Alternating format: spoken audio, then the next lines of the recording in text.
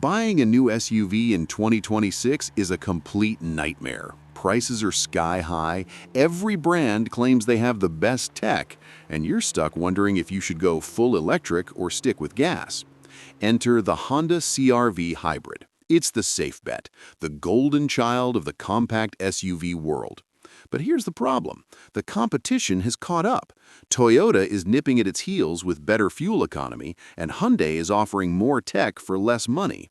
Even worse, real owners are starting to report some pretty serious mechanical glitches that Honda doesn't exactly put in their brochures. Is the CR-V Hybrid actually the king of the road, or are you just paying a Honda tax for a car that's starting to show its age? In this video, we're stripping away the marketing fluff. I'm going to tell you exactly why this car is the best-selling hybrid in its class. But more importantly, I'm going to reveal the things that might make you want to cancel your deposit today. Stick around, because by the end of this, you'll know if the 2026 CR-V Hybrid is a 200,000-mile legend or a $40,000 mistake. Most people think hybrid, and they think of a Prius, slow, buzzy, and boring. Honda decided to take a completely different path with the CR-V. Under the hood, you've got a 2.0-liter four-cylinder engine paired with two electric motors. Together, they pump out 204 horsepower and 247 pound-feet of torque. On paper, that sounds decent, but it's the way it delivers that power that matters. See, most hybrids use a planetary gear system that makes the engine drone like a vacuum cleaner when you floor it. It feels disconnected, like the car is screaming while the speedo barely moves. If you're merging onto a fast-moving highway in a crowded city, that rubber band feeling isn't just annoying, it can be stressful. You need power now, not 3 seconds from now. The payoff here is Honda's two-motor system. It doesn't use a traditional transmission at all. Instead, it uses one motor to generate electricity and the other to actually drive the wheels. The result? Instant torque. When you hit the gas at a green light, the CR-V Hybrid feels punchy and responsive, almost like a mini EV. It's smooth, it's quiet, and it gets rid of that annoying hybrid moan that plagues its rivals. Let's talk about the main reason you're looking at a hybrid, the gas station, or rather avoiding it. Honda claims the 2026 CR-V Hybrid can get up to 43 miles per gallon in the city and about 36 on the highway.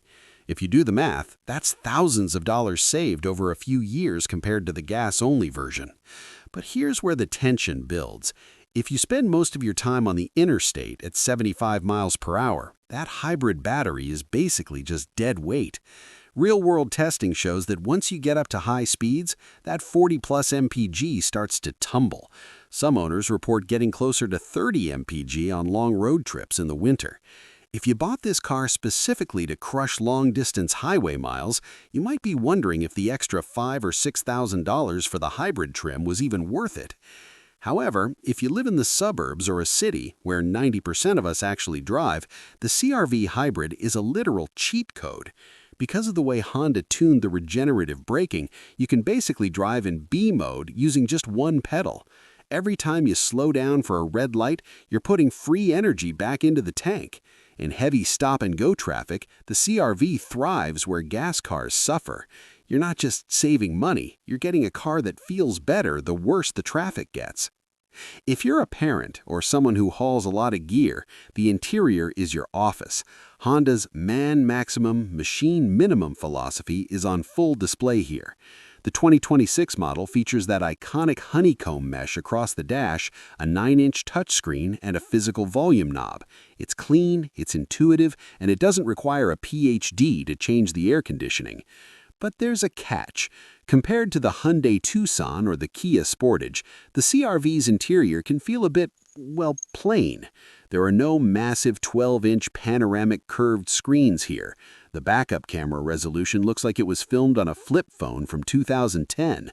If you're a tech head who wants your car to feel like a rolling smartphone, the Honda's cabin might feel a generation behind. It's functional, but is it $40,000 exciting? The payoff comes the moment you open the back doors. They open to nearly 90 degrees, which is a lifesaver if you're trying to wedge a bulky car seat inside. Once you're in the back, the legroom is class-leading. We're talking 41 inches, more than some luxury sedans. And the cargo space? You get 36 cubic feet with the seats up and over 76 with them down. It's designed by people who actually have families, not just designers who want things to look cool in a brochure. It's the ultimate no-stress cabin. Now we have to address the elephant in the room, which is the driving experience. Most people buy an SUV because they want to feel safe and planted. You want to feel like you're in a tank that handles like a car. Honda has always been the king of driving feel in the boring car category. They spend a lot of time tuning the suspension so it's not too soft, but not too stiff. The tension arises when you realize that to save weight for the hybrid system, they had to make some compromises. On rougher pavement, you might notice more road noise than you'd expect from a vehicle at this price point. In an effort to keep the car light and efficient, they didn't go as heavy on the sound deadening as some luxury brands do. If you're coming from a Lexus or even a higher trim Mazda, the wind noise at 70 miles per hour might drive you crazy over a long period of time. But the payoff is the steering. Honda has managed to make a family SUV that actually feels fun to steer. It doesn't feel vague or heavy, it goes exactly where you point it, which gives you a level of confidence in emergency maneuvers that the Toyota RAV4 simply can't match. It feels light on its feet, making it much easier to park in tight spots or navigate narrow city streets. Let's get into the reliability, because Honda has a reputation for being bulletproof. You buy a CR-V, you change the oil, and you give it to your kid 15 years later. That's the dream, right? Most buyers assume that because it's a Honda, they don't even need to look at the warranty. But we need to talk about the sticky steering and the fuel injectors. Over the last year, a growing number of CR-V owners have reported a steering rack issue where the wheel feels notched or stuck while driving at highway speeds. It's unsettling. On top of that, there have been concerns about fuel injectors failing early. If you're buying this car for its legendary reliability, hearing about steering failures on a brand new vehicle is a massive red flag. Here's the reality check. Most of these issues were concentrated in the early 2023 and 2024 models. For the 2026 model year, Honda has addressed the steering rack design and updated the fuel system components. While no car is perfect, the CR-V still holds one of the highest resale values in the world. The payoff is knowing that even a troubled Honda is usually more reliable than a perfect version of most other brands.